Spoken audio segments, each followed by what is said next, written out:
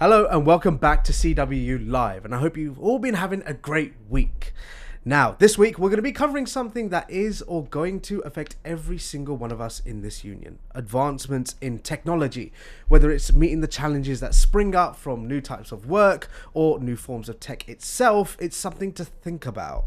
Now, this union has always been a union ready to fight, and it's that spirit which was necessary to get us in the position within postal and telecoms to make the changes needed all those decades ago. But just as people have gone before us ready to battle and had a strong collectivism in the workplace, it's needed again today. And it's showing up in spades. Workers in the tech sector are organising in the CWU to make sure they get the treatment they deserve on the job.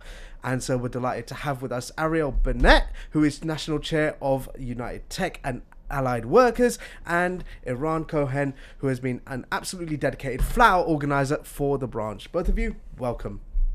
Thank you. Yeah. Thanks very much. Thanks for taking the time out. Arielle, I know it's quite early over there in the States, isn't it? What time is it in New York? It's not too early actually today. It's 10 o'clock in the morning. Yeah. Okay, not too bad. Well, appreciate you taking the time out for us anyway. First of all, I've given you a little bit of an introduction, but can you please tell us a little bit more about what it is you do, your roles, some of your responsibilities? Arielle, if we can start with you, please. Yeah, thanks. So I'm the National Branch Chair of United Tech and Allied Workers Branch, which means I'm responsible for running the meetings of the branch. I do a bit of everything, really. So the main responsibility is running the meetings of the branch, obviously, and getting involved in the branch's representation in the wider CWU as well, such as at the upcoming conference. I help out with organising, with thinking about comms or activities, and various different aspects of the branch, sort of anything that comes up that needs an extra pair of hands, really, for me. Wonderful. All right, great. Eran, what about yourself? Currently, I'm the main branch organizer, so I help our members who want to get organized and get unionized at work do that. But I'm also an ordinary member of the committee as well as a member of the branch, and I was previously the education officer, so I do a little bit of that as well. Amazing. Thanks to you both for answering that. Eran, we're going to start with yourself. So with UTAW, we're talking about tech workers here. Can we really elaborate who we mean and the sorts of people we're organising, as well as the people we're hoping to organise in the future? Yeah, sure. Well, we have a broad definition of what is a tech worker, because it is a if you like a subclass of workers. It's wide.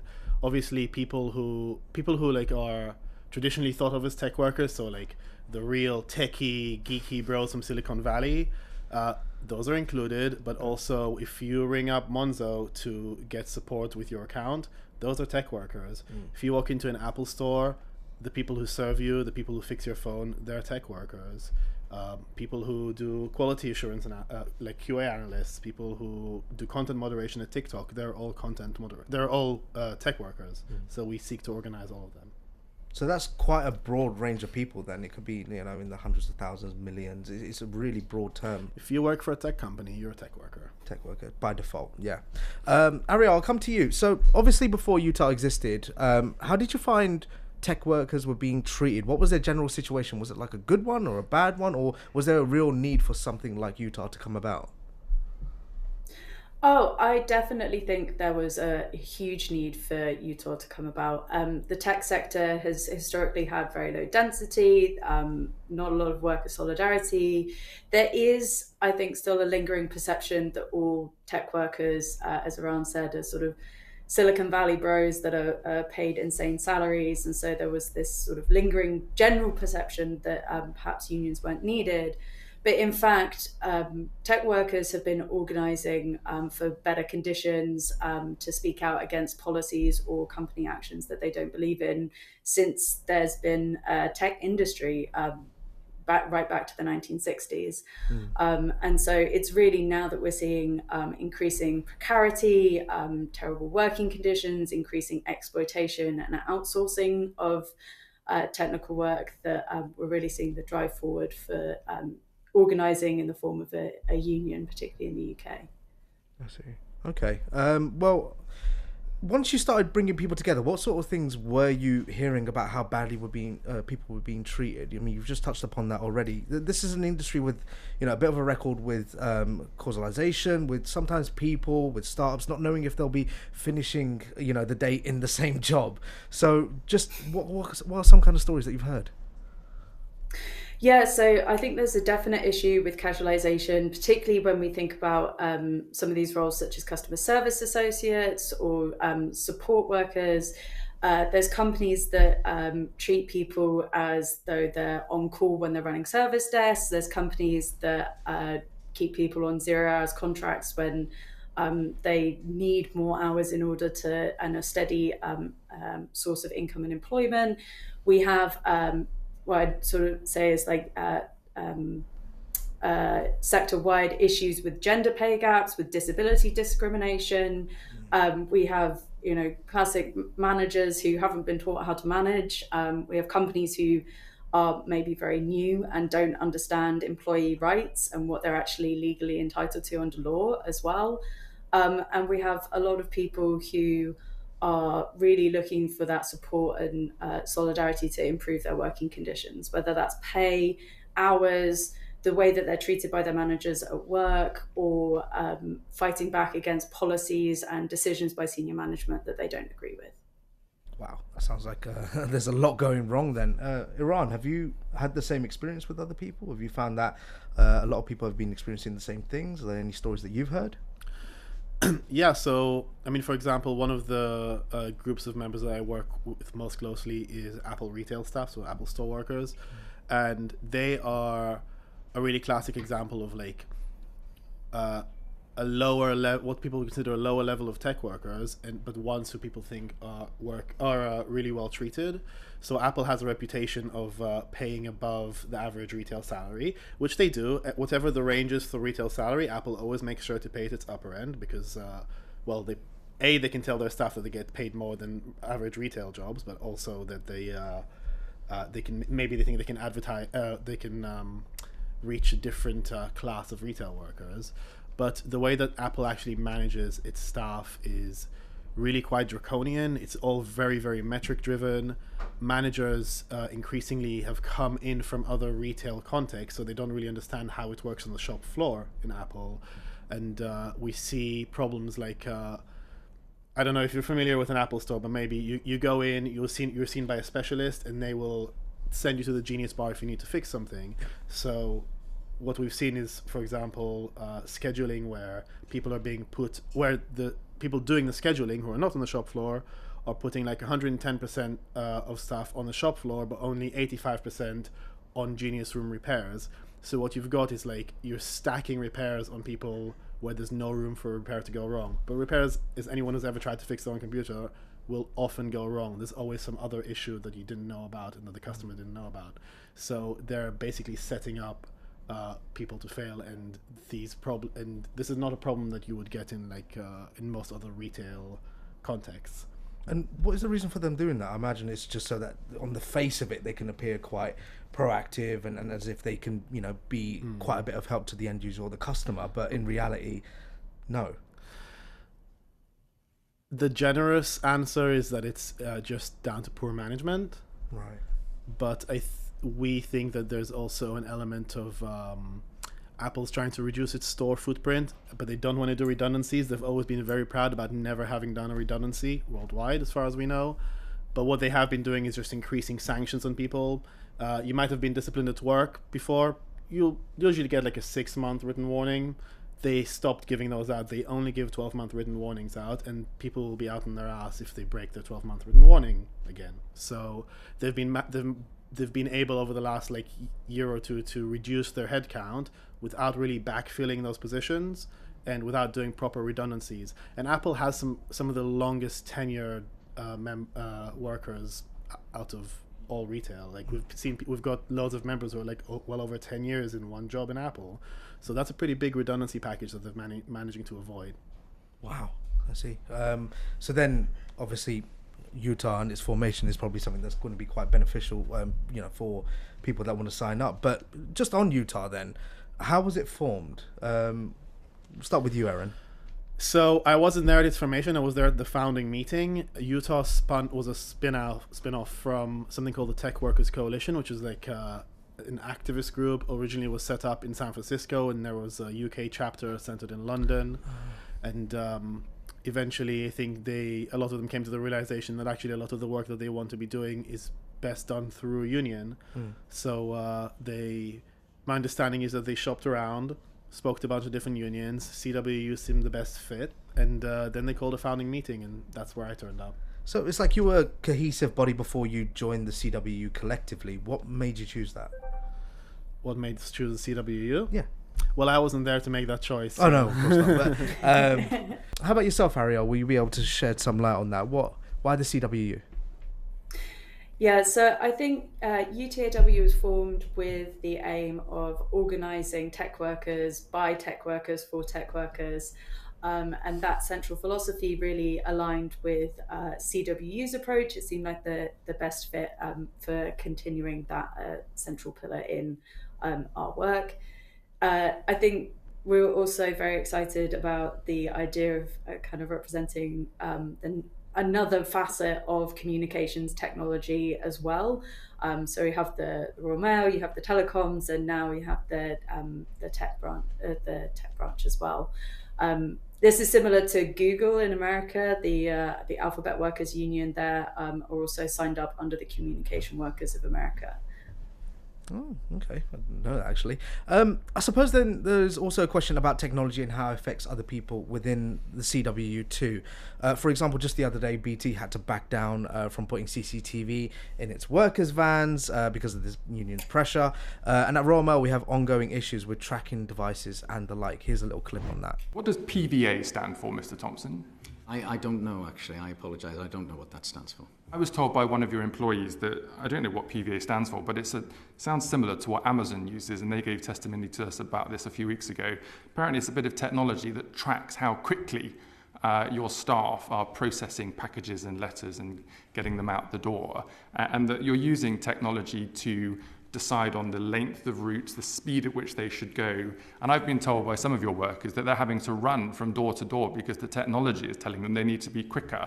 Do you have that technology in place, Mr. Thompson? No, I'm not aware of technology that we have in place that tells people to work more quickly. I'm not aware of that at all. So you're telling the committee that your members of staff don't carry bits of technology, whatever that might be, that tracks how quickly they're doing their job? No, they do have a PDA, and that PDA does... It was a PDA, not a PVA. Did I mishear on the phone when someone called me? So you do know what a PDA is, do you? Yes, I do. What is that? Yeah, a PDA is a device that our workers will have, which actually helps them in terms of knowing where to go in their route, and also might be scanning items at the doorstep. You are doing exactly the same as other employers such as Amazon and using technology in this way. So there is a concern there about tracking workers. Eran, we'll start with you. What are your thoughts on that? Well, I mean, first of all, it's obviously like quite a steep invasion of privacy, to be honest. Well, you know what? I'll quote you a manager that I heard on LBC during the pandemic when there was that story that came out about some other company manager taking secret photos of his employees through their webcams, requiring them to check in via webcam, but he was just taking pictures of them at their houses, which was that if you need to do that in order to manage your workers, then you're a terrible manager. Yeah. There is obviously such a thing as like time and motion studies, but if you can't tell whether, I guess in this case, the mail or parcels are being delivered on time, if runs aren't being done at the time that is needed by the customers, then you're being a terrible manager. You don't need to literally track your workers through a GPS in order to find that out. Yeah, but there's a lot of I guess what's the word, opportunity there, that when these new technologies are prevalent, like video calling was during the pandemic, one of the first things there is, okay, how can we use this in order to survey our employees and exact another degree of control? Arielle, what do you think about that? It is quite a worrying thing, is it not? Yeah, I agree. The increasing use of surveillance and sort of I guess what we often hear referred to as data-driven metrics to track workers' productivity, I think is a really worrying trend that has kind of bled over from sort of this Silicon Valley perspective on the world, the idea that you need to measure everything in order to be able to try and manage it and eke out every bit of performance that you possibly can. It really reduces people down to a series of numbers or statistics. It makes people feel untrustworthy as well, which is a terrible thing, to be honest, if you're a manager, to demonstrate that you don't have any trust in your staff. That's not the way to a productive working relationship. But we are seeing it creeping in a lot of different areas of work, and now not just in the tech sector. And I think that this is a trend that we need to fight back against for people's right to privacy, their dignity at work, and a healthier relationship with work and life as well, not just in the tech sector. No, absolutely. But then obviously, within the tech sector, is probably where it's most prevalent. I mean, Simon Thompson, that clip there of him and Darren Jones bringing up, Amazon as another example where they obviously survey their employees as they work, time them on their bathroom breaks and stuff. I've heard harrowing tales. But in terms of the work that UTAW is doing to fight back against this, invasion of privacy and level of surveillance, what is being done at the moment? Yeah, so we've had a few different campaigns around this, one of which is our employee surveillance campaign. We've surveyed our members on the surveillance reports, and you can take a look at the output on our website. I won't go into detail here because I'm aware we don't have too much time, but we've been working on that for a few years. We have a few different irons in the fire at the moment, taking a look at this further in terms of what people's data, once it's been collected, is actually being used for, in terms of things like AI, training data sets, etc. And then we also obviously help people who are experiencing this increased surveillance at work push back collectively on the sort of, I would say it's mindless metrics gathering that we often see from management as well. I love that you brought up data, especially in its use of being used to train AI. We will touch on that, but before we do, it's been a few years that you've been doing this now, and to date you've put on several thousand members, and can you tell me more about that? How hard has it been to actually recruit people? Eran, if I could get your answer. It depends what you're looking at. I would say recruiting... I don't know if this is a way of putting it, but like entrepreneur-pilled tech workers, so people who are like, I'm just working right now, but really I'm going to start my own company. I'm going to be another startup entrepreneur, where most of the time they never are, but this is sort of the mentality that got ingrained in people by the Silicon Valley culture. Right. Those people less so, but increasingly are seeing the need to be unionized. But if we're looking at much more casualized, much more exploited workforces like customer service roles, like Apple repair, then the uptake has been very it's been solid. It's been relatively easy compared to say highly paid software engineers.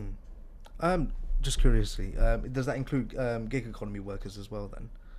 Yes, although in terms of gig economy workers in the UK and who they're unionizing through, other unions have kind of got that already covered quite well. So IWGB, we have a very close and commonly relationship with organized delivery riders, and they've been doing so extremely effectively. So we're not gonna muscle in on their territory. They're doing such a great job. Okay, great. Well, there's so much else to tackle anyway. So, and obviously, that's something that seems to come up in every conversation, and actually just has in your last answer, Arielle, about the future of work is artificial intelligence. Can you go into some depth about the way that this affects UTAW members or CWU members? Yeah, so it's an interesting one, and it's somewhat complicated because we have members who are involved in the production or creation of these systems. We have people who work at AI companies who are pushing particular AI solutions or products. And then we also have workers who are impacted by the implementation of so-called AI solutions, often around HR management in particular. But that it's a creeping thing. We're starting to see changes in how people are using AI as well, just in their day-to-day jobs. So the rise of things like ChatGPT to being used to help with coding, for example, is something that's really increasing just on an anecdotal level.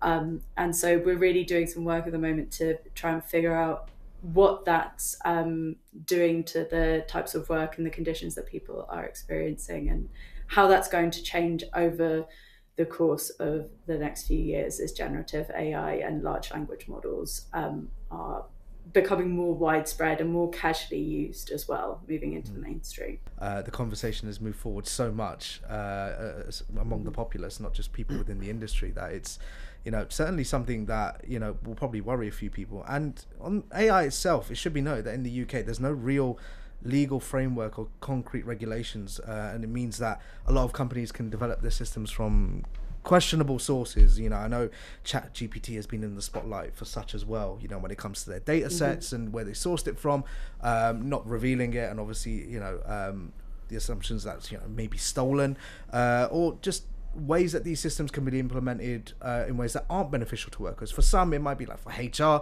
use an AI to sift through the CVs and whatnot, but for others it may be through an added layer of surveillance or facial recognition or whatever it might be.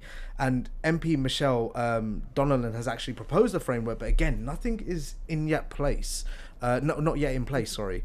How important is that it actually happens soon as possible, and what are the dangers if we don't? In what ways can companies exploit the lack of regulation out there? Eran, if we could start with you.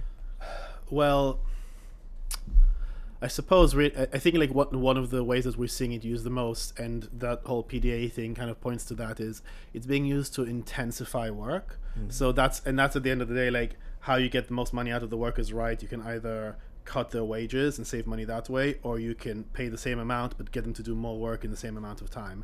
And that seems to be how they're using AI. In terms of like, how does regulation fit in?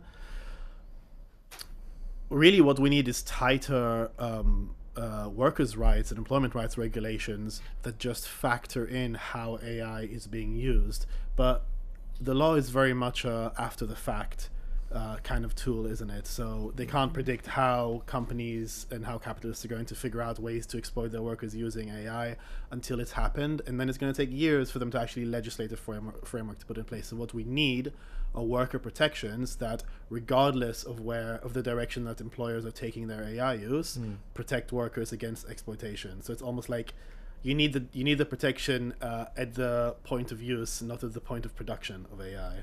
Yeah, no, totally get that. And Arielle, how would you add to that? If you were to propose something, some sort of legal framework to protect workers' rights, so that any use of AI in the future wouldn't be detrimental to, our members or other workers out there, what is it you think we should specifically focus on, or, really propose? Yeah, so I think one important point to note here is that the tech companies are relying on the fact that legislation and regulations take years to catch up, and so exploiting that in order to implement things, make as much money as possible, exploit workers quickly before the legislation can possibly catch up, and then in some cases using that sort of gap to then argue the point that actually, customer practice is that these people are exploited. And we can see that in things like Uber's really large campaigns around whether Uber drivers should be considered employees or gig economy self-employed contractors, and therefore denied the benefits and rights that come with being considered an employee, for example. Their argument is, we've been doing it this way for several years, so we should be allowed to carry on doing it like this. And that's a deliberate part of their strategy, is to subvert existing regulations and try and avoid new ones as much as possible.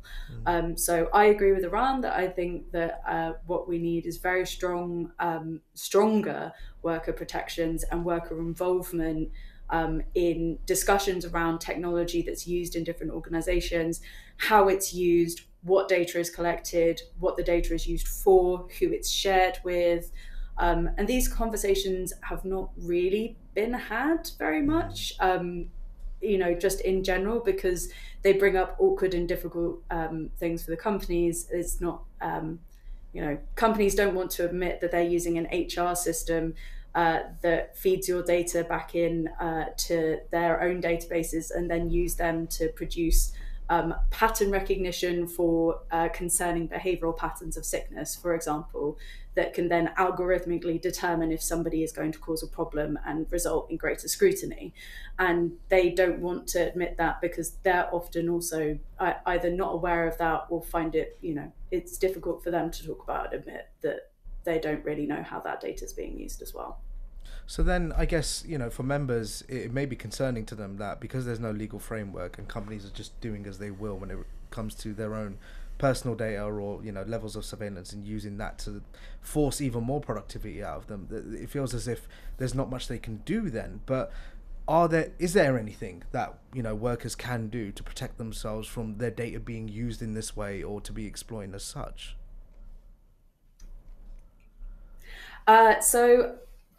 I'm aware of some efforts that are ongoing that I think there's going to be more said about them in the coming weeks around specific legislation and ideas around that.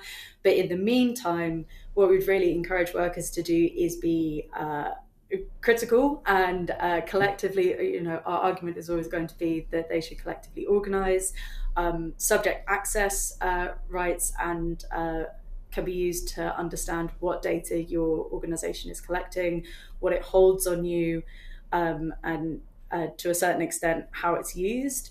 Understanding as well things that creep into our terms and conditions. I know that a lot of people don't read terms and conditions. I'm guilty of this as well, but taking a look at the terms and conditions of various software products and things like that are used, interrogating them and understanding, what they say they might do with your data as well. And finally, a point to the GDPR legislation, which is intended to keep personal sensitive data safe as well. So there's also that, includes the right to be forgotten, have your data removed from various databases and things like that. And I'd encourage people to make use of that. Okay, so being wary and proactive on that front. Okay, thank you. I'm going to step away from surveillance a little bit and look into, perhaps the more practical side of the jobs or just the jobs existing themselves. Now, obviously, it's a trope, it's a cliche. Whenever AI is discussed, we're always talking about, okay, when is AI finally going to, take out the need for, this job to exist, on a human basis. And so when it comes to AI robotics, as things are advancing, people are going to get worried. Amazon has been developing delivery drones for years now, and I know they have the dream of just releasing them into the wild so that they can do all the deliveries. But, realistically, is this really something that we should be worried about? Is this something that maybe is so far off that we don't have to worry about if it's going to happen at all? Or should we start thinking about how technology could be used to actually help us rather than hinder us? What do you think, Eran? So I'm very much an AI skeptic, and there's a brilliant book by an economist called Eran, Bennett, that goes into how automation is not the reason for the situation that we're in and the job losses that we're in.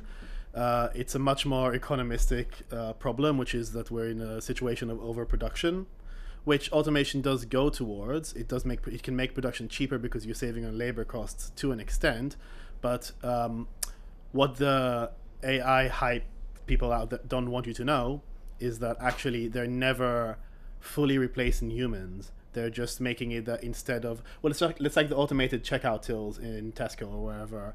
If you've ever gone there, your machine, you might have one smooth journey a week, but in the same week you might have several where you need someone to come and actually sort out your machine several times before you can get out of there with your shopping. And maybe they've cut 10 till workers down to 1 till worker, but human beings are still needed to oversee the process. And it's just, again, it's increasing the exploitation, it intensifies the exploitation. It doesn't get rid of the need for people to do the work. Okay, no, that makes a lot of sense, actually. Would you agree, Arielle? Yeah, I'd agree. I'd also point out that we've been about 5 years away from self-driving cars for approximately 10 to 15 years now. So, just look, people who want to hype up technologies coming through are really keen to tell you about how they're just around the corner and so on and so forth. And I think we're a while away from Amazon's self-delivery drones flying through the sky just yet. But that being said, people are incorporating generative AI into everyday work. They are using it to, perhaps they shouldn't be, but they are using it to do things like draft letters or come up with ideas for things, or using it for coding, or using it to write academic papers, for example. And we haven't, as a society, really figured out how to respond to that and what the acceptable level of using AI in your day-to-day work really is yet. I think that's something that will emerge over the coming years. But I also do think that there's a level of skepticism we need to have about AI generated content. It can help, but honestly, a lot of it is also not very good. It can give the appearance, for example, of knowing how to think about things, but its actual reasoning is poor. It hallucinates answers to things and can come up with nonsensical answers. It's very good at writing in one particular tone, but it's not very good at it sort of reuses phrases and things that people can use to kind of check for AI generation. And yeah, I think we just have to be really careful, because otherwise what we'll end up with is a giant world wide web full of AI generated semi-passable nonsense that sounds reasonable. And I think that's one of the biggest risks, is that we just wind up with this sort of having to wade through all of these, random clickbaity articles that have been written using generative AI with very little human input, and finding sort of using the internet, for example, to actually look up information is going to get increasingly more difficult. Yeah, I've literally had to fix grievance and disciplinary letters for members because they went on ChatGPT to write them, and ChatGPT does write a very passable grievance letter, but it makes up laws.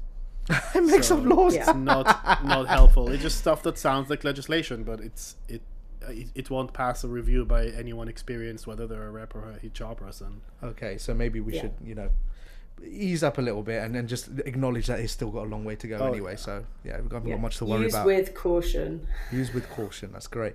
Too right.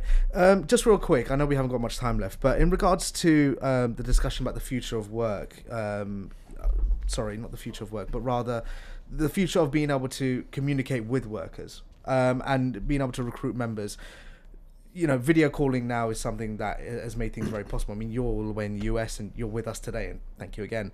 But in regards to connecting with members and recruiting more people in, Arielle, how would you see that as, really helping in that mission? Yeah, so we do have challenges with increasingly distributed and remote teams, particularly in the tech sector, but it's also becoming increasingly common for people in other areas as well, especially following the pandemic.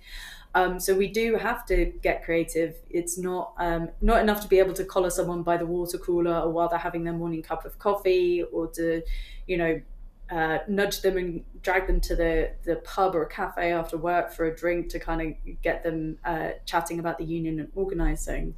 But what that means is that we focused on spaces like organising online. We have a Discord server that's incredibly lively that people can go to for members can go to for help and support that helps promote our activities.